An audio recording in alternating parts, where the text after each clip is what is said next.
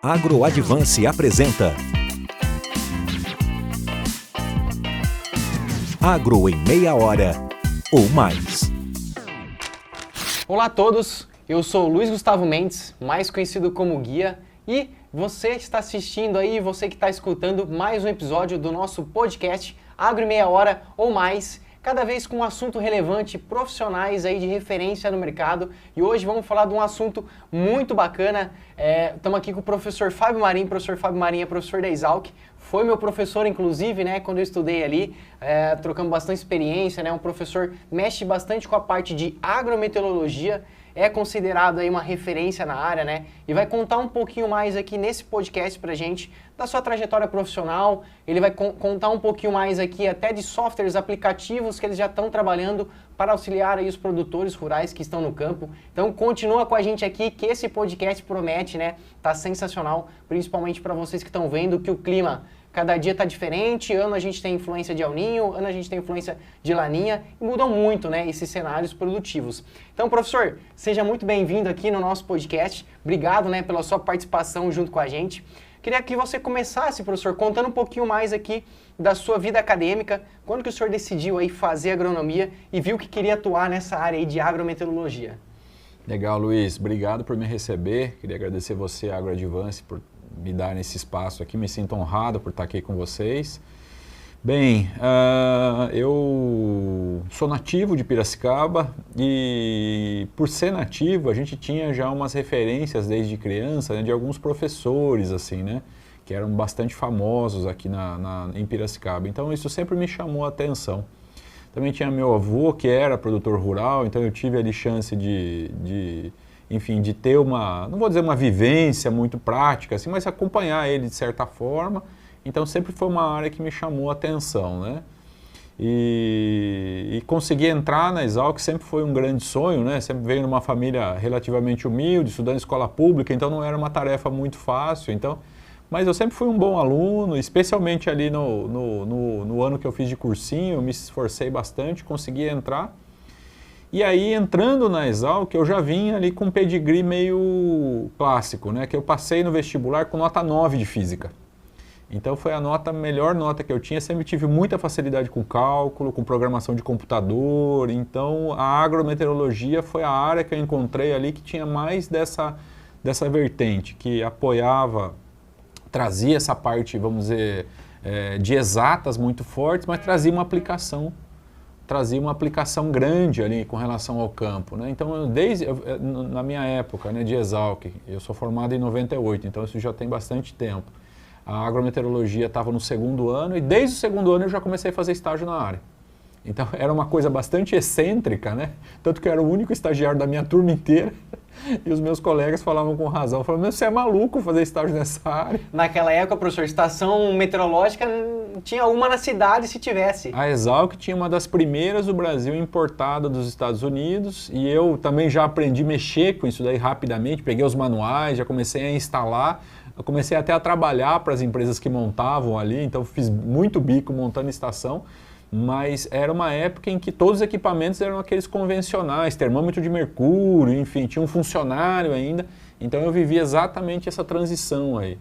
E desde então, desde 1900 eu entrei em 94 na Exalc, em 95 eu fiz a disciplina, em 95 começo a fazer estágio e estou aí até agora, entendeu? Trabalhando na área, continuo fascinado pela área. E saí da Exalc só para continuar, né? E fui para a Embrapa. Então, durante o mestrado, passei no concurso da Embrapa, trabalhei, aí fiz o doutorado estando na Embrapa, trabalhei por 12 anos na Embrapa e não aguentei de saudade, voltei para a Exalc para ser professor em 2013. E estamos aí completando 10 anos agora como professor da nossa gloriosa. E uma carreira brilhante aí, né, turma? Então, professor, vocês viram aí como muitos, né, que estão escutando a gente também, vem de escola pública, estudou, se esforçou, né, professor?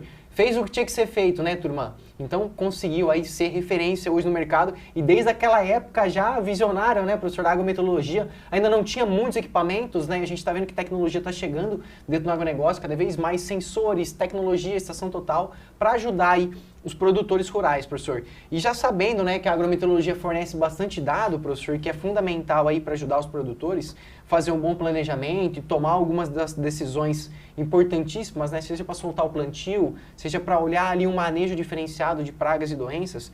Queria que o senhor comentasse um pouquinho mais sobre o porquê, professor, é importante que os produtores aí tenham esse conhecimento e leve isso em consideração, esses dados, né, antes de tomar muitas das decisões importantes aí no campo. Qual que é a importância de olhar todos esses dados de agrometeorologia? Essa sua pergunta é muito boa, cara. Mas antes de responder ela, eu queria, construindo a sua pergunta, você me remeteu a uma coisa, né? Um pensamento assim que eu tenho falado bastante, tanto nas aulas, palestras, até escrevi um artigo lá no LinkedIn falando que o clima é o fator mais atrasado do agro.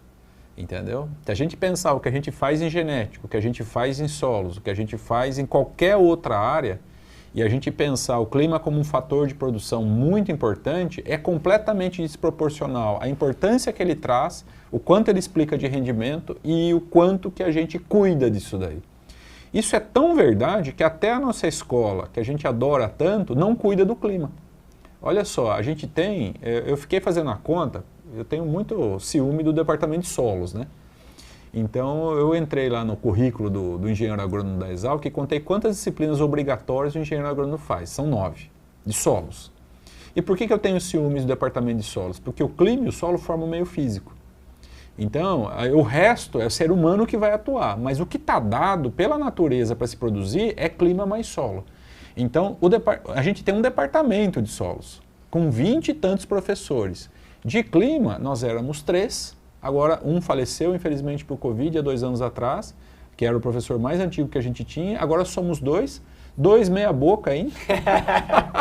O professor está sendo humilde aqui, ó, com quem está escutando. Enfim, e somos 2 professores para cuidar de uma área inteira e que tem uma disciplina obrigatória apenas no curso. Eu faço um esforço muito grande de oferecer disciplinas optativas para os alunos para eles poderem se aprofundar, mas basicamente a grande maioria dos alunos fazem apenas disciplina obrigatória e eles vão para o mercado. E esse profissional é que está no mercado, que está tocando as fazendas, está tocando as empresas. O que ele sabe de clima? Muito pouco.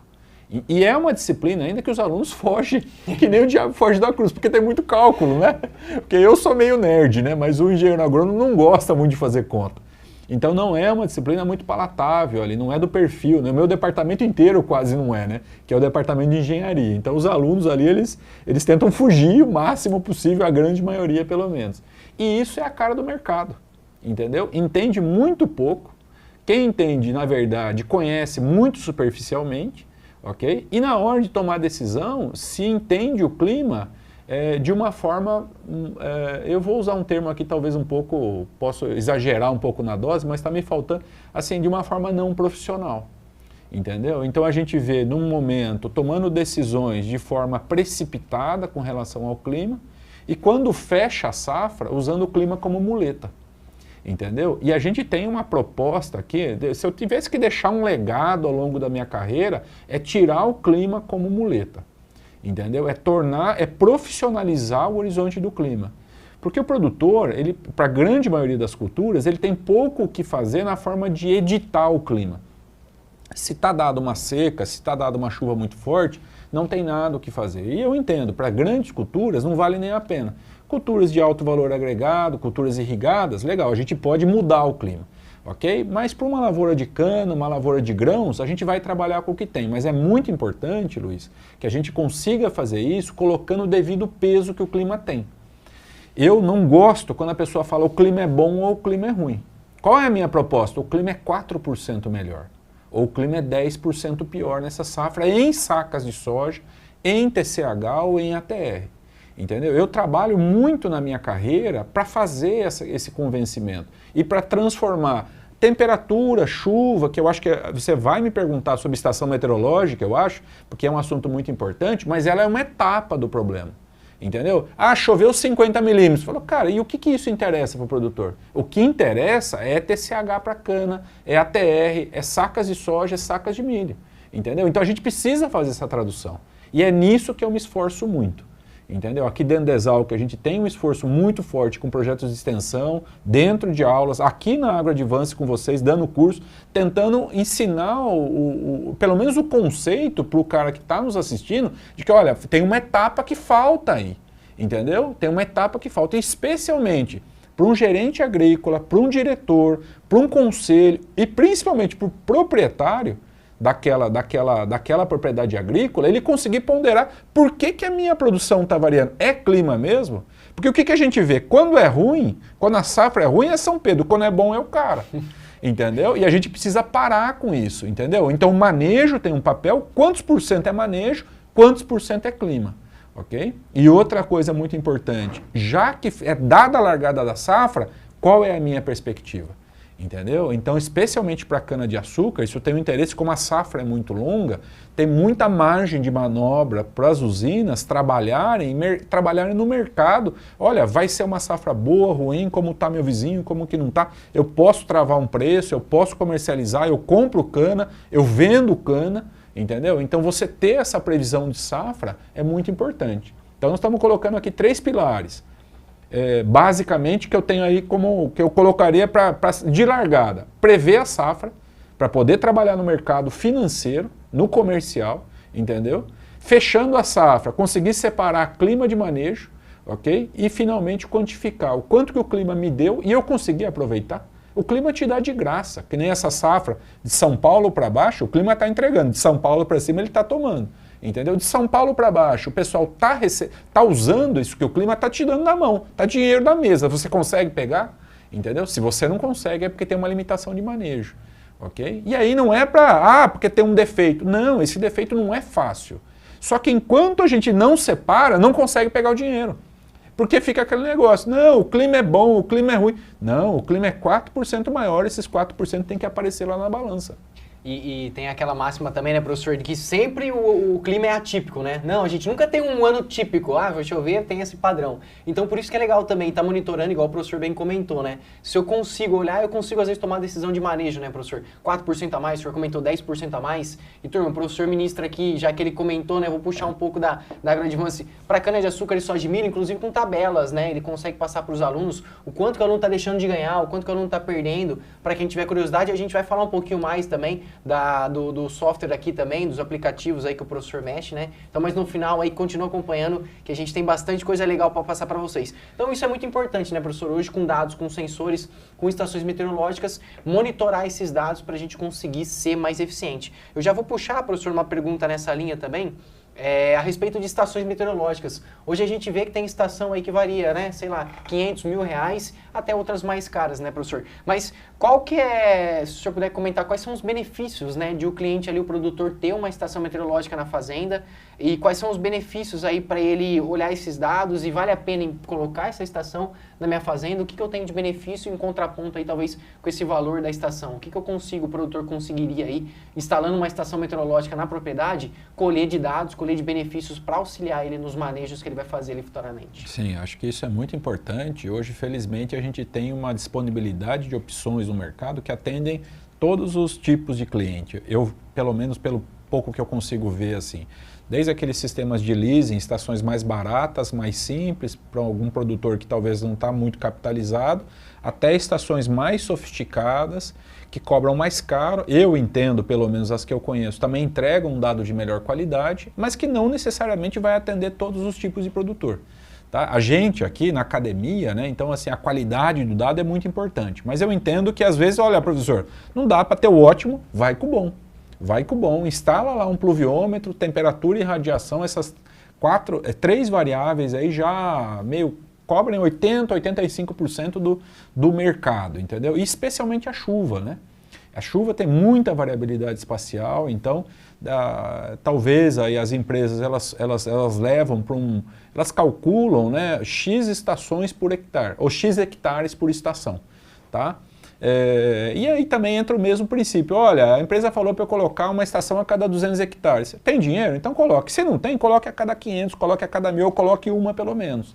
Entendeu? Muito importante que se comece. Professor, não tenho condição. Coloque um pluviômetro manual. entendeu? Coloca um pluviômetro manual perto da sede, não coloque dentro do barracão, porque precisa chover no pluviômetro.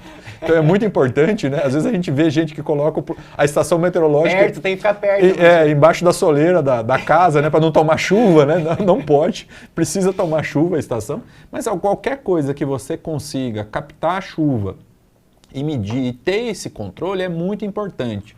Ok? E por quê? Porque a partir desse dado a gente consegue levar até a etapa final, fazer todos aqueles cálculos, fazer todo aquele tratamento para transformar o clima em um instrumento de manejo, o que a gente chama de inteligência climática, né? A gente vai, né, pessoal, nessa tentativa, eu gosto de fazer uma alusão ali com o médico, né? O médico vai lá, examina, daí fala, cara, eu acho que eu já sei o que você tem, mas vamos fazer um exame de sangue? A gente é o exame de sangue. Entendeu? Então você fala, eu acho que o clima atrapalhou. Eu falo, quanto ele atrapalhou?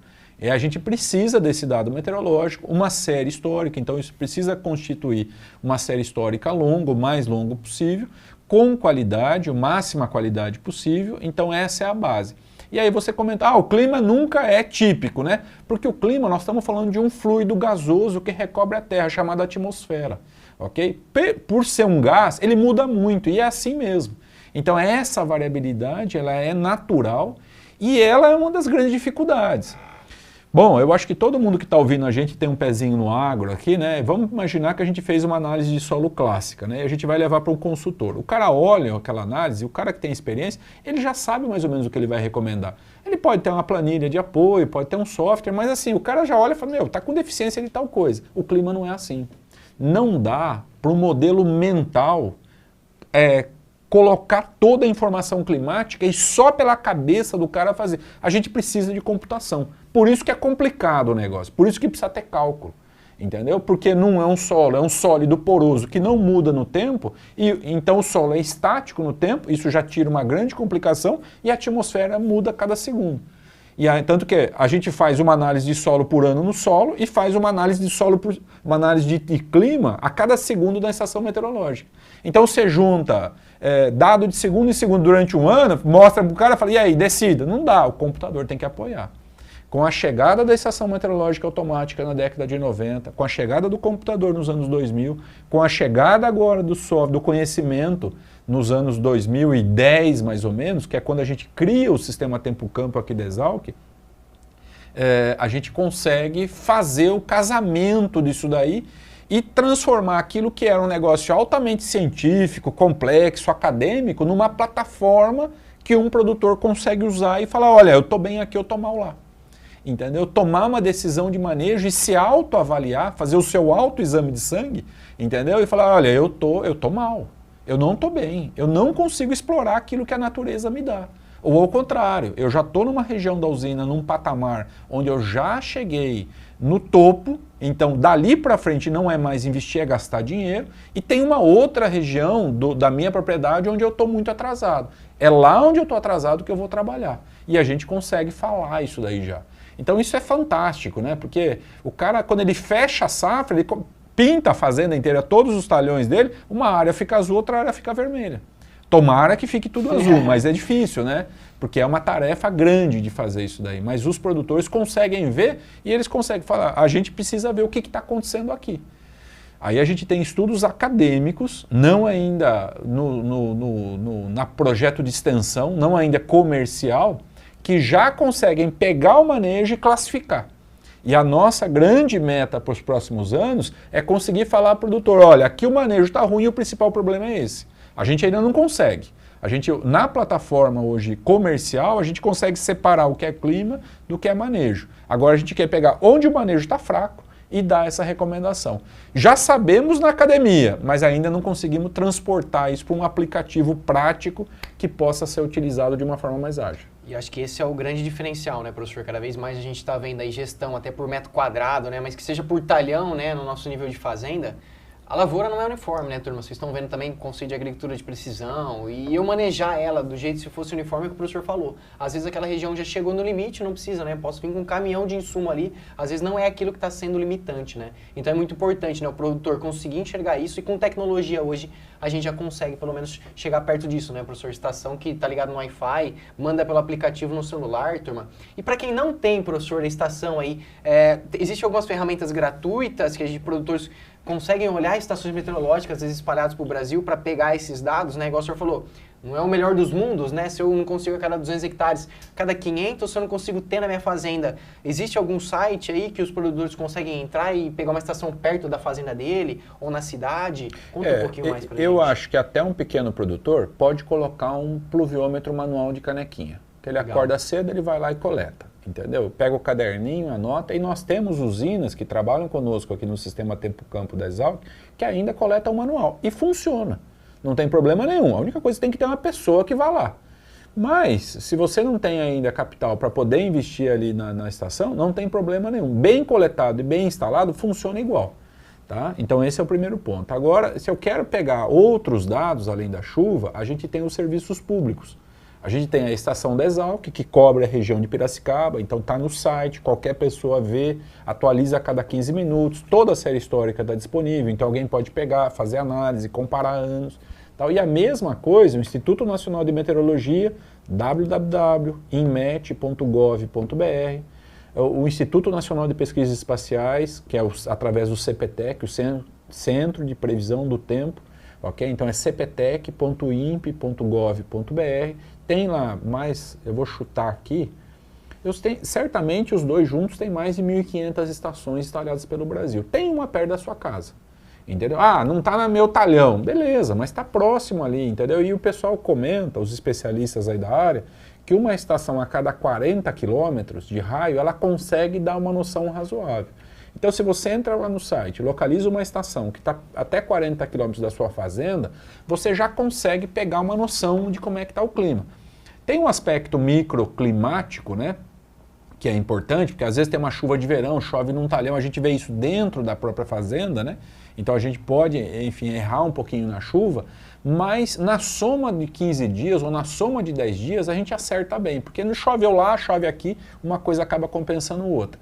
Então tem esses serviços aí que são muito importantes e tem os serviços estaduais também. Paraná tem serviço estadual, São Paulo tem um serviço estadual através do IAC, Mato Grosso tem um serviço através da ProSoja. Então tem vários serviços estaduais com redes de estações espalhadas e essas redes estão na internet. Entendeu? Então a gente pode se valer disso, não preciso fazer um investimento nesse momento, ok? E partir para isso daí.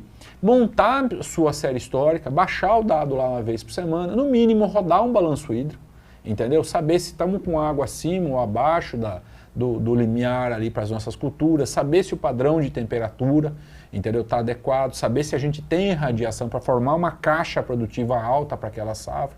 Enfim, são conceitos clássicos e aí aqui na AgroAdvance o pessoal consegue ter pelo menos uma ideia de por onde começar aqui, né, nas aulas que a gente oferece. Até acho que a AgroAdvance devia colocar mais aulas comigo, entendeu? Para poder comentar mais. Já está no radar aqui, professor, já então, pode deixar. Clima 1 e Clima 2, entendeu?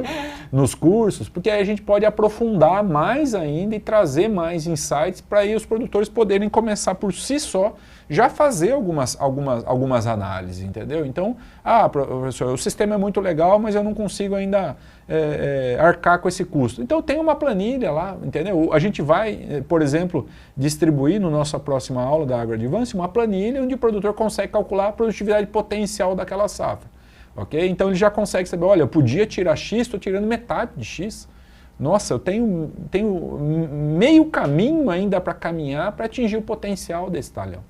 E a turma que é de grãos, né, professor, sabe que às vezes ali, né, tá fazendo a segunda safra, sabe que a cada dia, às vezes pode, que ele atrasa na semeadura, uma saca, duas, mas às vezes não sabe por quê, né? E aí, às vezes, com esses dados, a gente consegue entender um pouquinho melhor, né, professor? Aonde que ele está perdendo, por que ele está perdendo, né, no manejo mais assertivo. Então, o pessoal, às vezes, entende que ele está perdendo, mas não sabe muito bem por onde vem o dado, né? Igual o senhor comentou, e ali planilha todo mundo adora, e nesses sites que o senhor comentou, né, professor, é a planilha do Excel, né? O cara entra, consegue baixar ali, já consegue ver para quem não tem. Mas para quem conseguir colocar, né, professor, hoje tem umas com custos muito bons, né? Acho que o benefício também é enorme, né, para quem conseguir instalar pelo menos uma estação ali na fazenda. Eu acho que sim, eu acho que sim. A minha sugestão é que se você puder, é um investimento que vale a pena. Tem até estação chinesa hoje, né? Você compra ali nos sites ali. Mas tem boas empresas no Brasil comercializando isso e tem para todos os públicos, como a gente falou, né? Todos os gostos, todos os bolsos e todas as perspectivas que esse produtor pretende dar para esse uso, né? Então, acho que está uma coisa bem acessível que vale a pena, é um investimento que vale a pena. E o senhor tocou um assunto legal, professor, até que falou aí de microzoneamento, né, microclima, turma. Aqui a gente tem os alunos nossos, a gente sempre troca feedback network com eles. O aluno nosso do curso aqui do Soja de Milho, professor, ele toca 2 fazendas e uma fazenda fica a 18 quilômetros da outra. E ele tem ali as estações meteorológicas, né, instaladas nas 2 fazendas. E aí ele falou que numa fazenda choveu 60 milímetros e aí a outra que era 18 quilômetros, né, ou seja, relativamente perto, né, para a distância aí do agro, choveu 11 milímetros. Qual que é a importância, professor, de analisar e principalmente esse microclima para manejo futuro, né? Seja para soltar semeadura, qual que é a importância? Porque às vezes o pessoal, acho que todo mundo que está ouvindo já escutou falar, né? Nossa, choveu num pedaço da fazenda e no outro pedaço da fazenda às vezes não choveu. Fazendas hoje, né, grandes que a gente tem no Brasil, grandes extensões. Qual que é a importância do pessoal estar olhando até esse microzoneamento dentro das áreas? Cara, essa palavrinha micro, na parte, vamos dizer, acadêmica, ela é extremamente importante. Ela é tão importante que eu escrevi um livro sobre ela. Então, esse é o primeiro jabá, se você me permite fazer aqui. Fica à vontade, professor. A gente tem um livro publicado aqui na Exalc chamado Microclimatologia Agrícola. Porque na escala do estudo da atmosfera, a atmosfera tem várias escalas. E a escala do agro é o micro, entendeu? A escala onde as plantas vão se desenvolver é na escala microclimatológica. E é essa escala que a gente precisa entender. E a coisa que a gente mais sente é esse exemplo que você acabou de citar, é a variabilidade da chuva. Entendeu? Então, provavelmente ele tem uma estação em cada fazenda, mas dentro da própria fazenda já teve uma variabilidade. Entendeu? Talvez um pedaço dessa de 11 choveu bem, mas ele não sabe onde foi. Ele podia soltar a semeadura lá. Entendeu? Então, por isso aí que se você consegue baixar a escala ou aumentar a escala, você que é da agricultura de precisão, você pode me ajudar. Mas, enfim, se você consegue refinar a escala na proporção de hectares por estação, é melhor porque você consegue captar o microclima. Okay? Aí a gente precisa achar um balanço. Coloca muita estação, fica muito caro. Então, a gente também não pode detalhar muito para não ter muito custo, mas uma estação por fazenda, se essa fazenda é grande, às vezes você perde essa capacidade. E veja só quanto que você pode ganhar. Talvez você tenha exagerado um pouco aí, né? Mas a gente fez um estudo para um grande produtor do Mato Grosso, ele queria saber o quanto ele perdia por dia de atraso. Esse cara estava mais ou menos no leste do Mato Grosso, no meio do estado, na porção leste, ali pendendo já para Goiás. Ele perdia 20 quilos de soja por dia de atraso, ok? E com isso ele queria dimensionar a parque de máquina, entendeu? Então tinha uma curva, a partir de 2 de outubro até 19 de novembro, ele vinha numa descendente, entendeu? Eu falo, quanto que vale a pena eu colocar para plantar? Ou, ao mesmo tempo, em termos de máquina e implemento, eu falo, então você faz a conta agora, entendeu? Uma fazenda enorme, ok? Ele conseguia calcular, se eu adiantar uma semana, e outra coisa, dentro da janela de semeadura, que a Embrapa, eu trabalhei na Embrapa com muito orgulho, né, durante 12 anos, eu fiz parte da equipe de zoneamento agrícola, do ZARC, Zoneamento Agrícola de Risco Climático. Inclusive o aplicativo deles muito bom, né, professor? Exatamente. Para quem quiser baixar, turma, ZARC, né, Z-A-R-C. Isso, e hoje já são mais de 50 culturas que a Embrapa fala, só que a Embrapa, ela, por ter uma missão nacional, não consegue fazer na escala micro.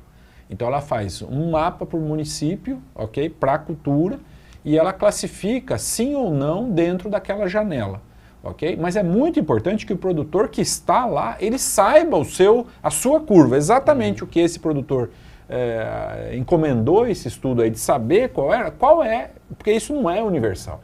Entendeu? Essa taxa de queda de 20 quilos por dia, ou seja, a cada 3 dias um saco, okay? Não é universal. E o produtor precisa saber disso. Talvez não seja nenhuma descendente, talvez tenha uma curva que sobe até um período da janela e cai em outra. A Embrapa não nos fala isso, mas cada produtor pode fazer esse cálculo, entendeu? E saber exatamente o que o produtor precisa saber, na minha visão, qual é o risco que eu tenho a cada semana da janela. E esse risco não é uniforme. Okay? Apesar de haver uma recomendação, fica pintado de verde o município nessa janela, que vai de 15 de setembro até 15 de novembro, em boa parte do Brasil, não quer dizer que seja a mesma coisa. Okay? A Embrapa faz aquilo porque entra Proagro, entra financiamento, crédito de custeio, seguro agrícola, beleza, então ela faz meio que um sistema binário. Até acho que hoje, já tive a informação que ela está fazendo escalas. Risco de até 20%, risco de até 30%, risco de até 40%. Até coloridinho lá no aplicativo, okay? Azul, amarelinho, quem tiver curiosidade. Mas o produtor precisa saber qual é a sua curva na sua propriedade, para o seu tipo de solo e para a sua cultura. Entendeu? E isso a gente consegue fazer, não precisa ter ali muita sofisticação. Uma planilha consegue calcular isso daí, ok? Para esse case aí, eu estou lembrando agora, eles tinham 2 áreas dentro da fazenda, uma área mais arenosa e uma área mais argilosa. E eles sempre soltavam primeiro a argila e garantiam e depois entravam na areia. Só que quando chegava no final da janela de produção, o risco climático da parte arenosa aumentava exponencialmente. Aumentava assim absurdamente. Então a gente mostrou esse cálculo para eles para saber se não valia a pena eles garantirem, porque no início da janela o risco da parte arenosa era 0. E subia alguma coisa em torno de 40% em 30 dias. E enquanto que o argiloso subia 8% o risco de perda. Okay? Então o argiloso ele aguentava um pouco mais de desaforo, enquanto que o arenoso não aguentava praticamente nada. Então havia uma reflexão, eu não sei exatamente qual foi a decisão final, mas eu percebi na reunião que eles ficaram muito balançados quando a gente mostrou se não valeria a pena garantir o arenoso e depois soltar o argiloso, inverter o que era a técnica de praxe ali dentro. Isso tudo pode ser feito num cálculo relativamente simples com a agrometeorologia. É a caracterização do risco climático dentro da janela em cada área da fazenda. Entendeu? Especialmente para a produção de grão, essa é uma etapa essencial. E não é uma etapa que você precisa fazer todo ano. Uma vez caracterizado com uma série histórica de 30 anos, a não ser que haja uma mudança abrupta do clima, mas não acontece, nem é isso que está acontecendo. Existe uma mudança climática, não sei se esse assunto a gente vai entrar porque está bem quente, né? Esse tema da mudança climática, mas ela é paulatina, entendeu? Não vai acontecer, não vai começar a dar geada no Mato Grosso, entendeu? Vai acontecer o contrário, inclusive, mas ela é paulatina, um pouquinho, ano a ano isso aqui vai mudando. Uma vez que a gente caracterizou, talvez daqui 10 anos possa refazer o estudo. Mas uma caracterização já vai dar insight para o cara saber, olha, eu escapei da primeira semana porque não choveu, na segunda minha condição já mudou. Então, em vez de semear essa área, eu vou semear a outra, eu vou inverter. Eu vou tomar decisões com base no risco climático. E não muito mais no achismo, né, professor? Até olhando pelo conceito aí que o senhor comentou, faz muito sentido, né? Se pensar até milho, né, segunda safra, um solo às vezes arenoso, professor, final do ciclo lá, que às vezes está pegando final de chuva, né? Abril, maio já está cortando chuva, que precisa de água para enchimento de grãos. Se eu tiver um veranico ali, né, professor, o solo argiloso, ele aguenta um pouco mais de desaforo, né? Segura mais a água. Então, até para tomada de decisão faz muito sentido, né? E é isso, né? Baseado em dados, né, professor? Baseado em dados. E esse aqui, até se você me permite fazer aí uma análise, a gente está vivendo o El Niño começou a morrer agora esse mês, né? Mas ele deve durar até julho do ano que vem, né? Então a gente já viu o que aconteceu com a soja, né? Todo o Brasil Central sofrendo bastante para conseguir semear, e com o milho deve ser um desafio grande para essa safra, né? Especialmente porque estatisticamente no Centro-Oeste, inclusive no Sudeste, os meses de março e abril, a chuva cai. A chuva é fraca, a chuva é abaixo da média, para falar, vamos dizer, estatisticamente. Entendeu? Não quer dizer que não vá chover, mas historicamente, em anos de El Niño, o Sudeste, o Centro-Oeste e o Mato Piba tem chuvas abaixo da média. Em maio, a chuva volta, historicamente. Então, maio tem uma correlação forte da chuva com a temperatura do oceano.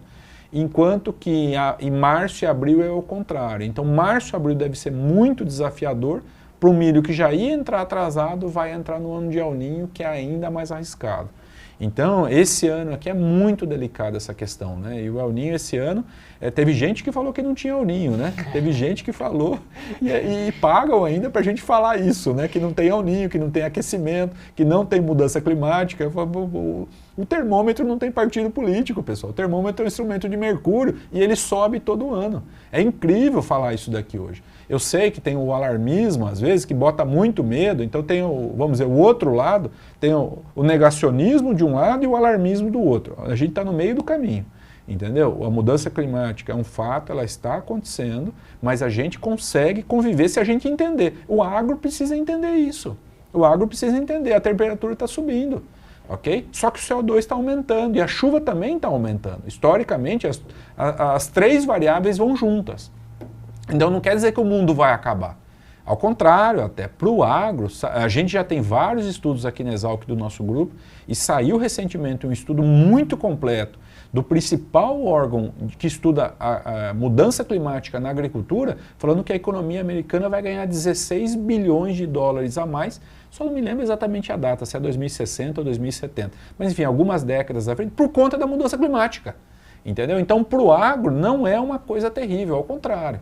Entendeu? A gente tem potencial, se souber explorar, se entender o que está acontecendo e se não ficar negando esse fato, de ganhar mais dinheiro ainda produzindo aqui no Brasil com a mudança do clima. Show de bola, professor. Turma, aí ó, tem que ter estudo aí, conhecimento, né? E não só ficar falando às vezes da boca para fora. O professor falou, o termômetro não tem desaforo, né? Ele mostra ali o que é. Professor, e já arrumando aqui para a parte final do nosso podcast, né? Papo muito bacana, né? Vamos comentar mais também sobre o software do professor do Tempo Campo. Fica com a gente aqui mais um pouquinho. Tem uma última perguntinha, professor. No âmbito de pragas e doenças, também muitas delas, né, relacionadas aí com temperatura, relacionados com umidade do solo, professor, diretamente relacionado com esses fatores meteorológicos. Como que a gente pode explicar, professor, talvez melhor essa dependência, né, da eficiência dessas medidas de controle com as condições meteorológicas que a gente vê ali em campo? Elas dependem muito da temperatura, principalmente, e da umidade, né? E anos de El Niño, o que a gente tem historicamente é aumento de 1 a 2 graus na temperatura média do Brasil inteiro. Então, mesmo tendo mais chuva no sul, a temperatura é maior, ok? E nesse ano, essa chuva do sul chegou até São Paulo. São Paulo e a metade sul do Mato Grosso do Sul estão aliados com o sul do Brasil. Então, a chuva está muito boa.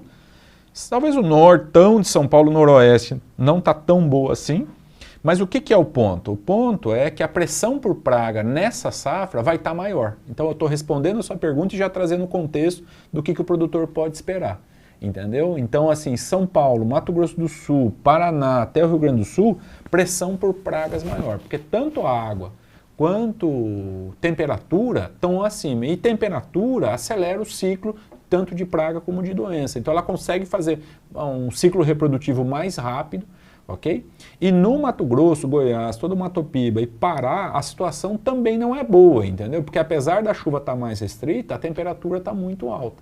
Então a gente tem ali meio cenário apocalíptico, meio complicado, né? Atrasou muito a semeadura, pouca chuva, a chuva chegou nas últimas semanas, mas ainda não veio de uma forma assim para tranquilizar o produtor, tá?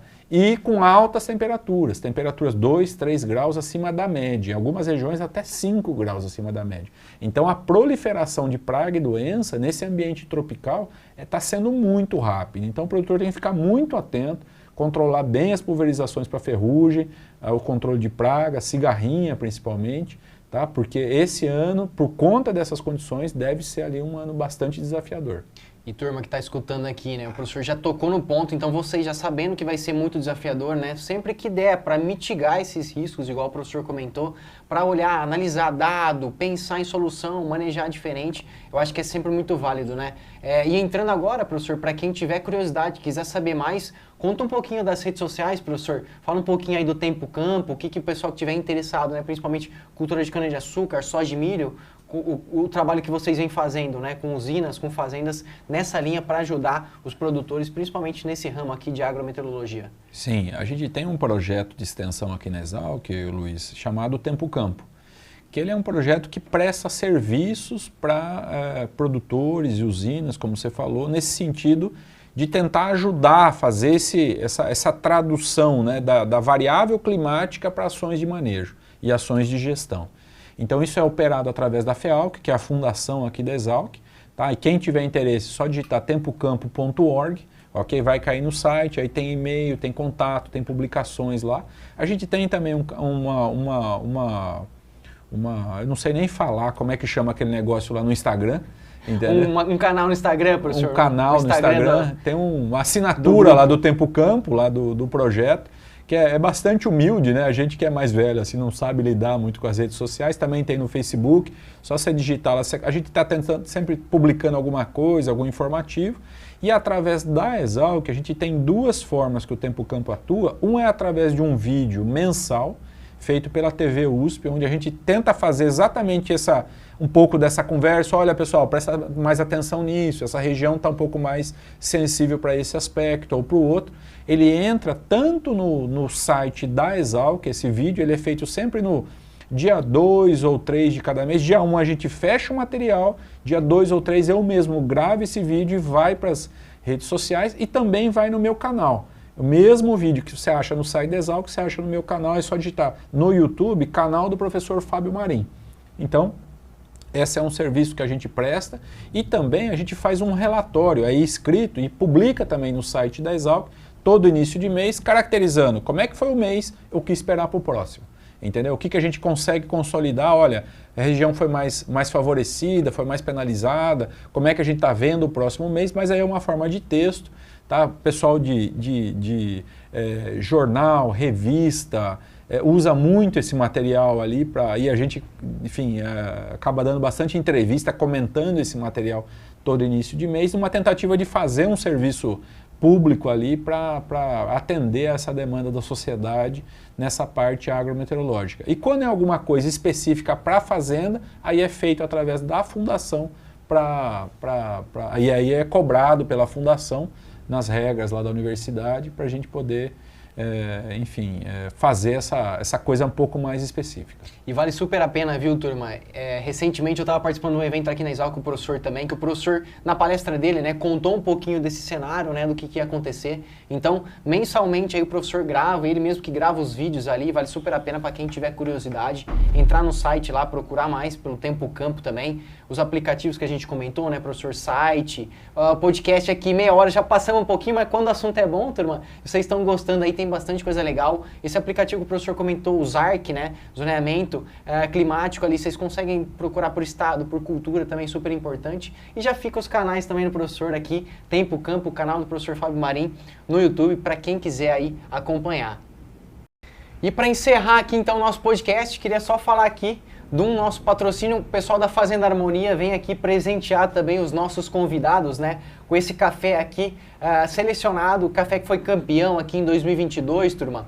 Vou ler algumas qualidades aqui para quem tiver interesse, né, finalista em concurso de qualidade de café promovido pela BSCA, a Associação aí brasileira, né, de especialidade de café, enviado para AgroAdvance, degustado e avaliado em 85 pontos, turma, na escala internacional. Então, quem quiser saber mais aí, Café da Fazenda Harmonia vai estar na descrição do vídeo aí, vocês podem também entrar e conferir as redes sociais. Professor, eu queria passar aqui e agradecer sua participação no nosso podcast, certamente aí contribuiu demais para quem está escutando, para quem está assistindo também a gente pelo canal do YouTube. Se o senhor quiser agradecer, professor, mandar um abração para quem está escutando a gente nesse podcast ou para quem está assistindo aí, fica à vontade, professor, já vamos partir aqui para o encerramento do nosso podcast de hoje. Eu que queria agradecer você, Luiz, por conduzir tão bem aí, agradecer a AgroAdvance pela oportunidade, fiquei muito feliz, muito honrado de poder estar aqui com vocês.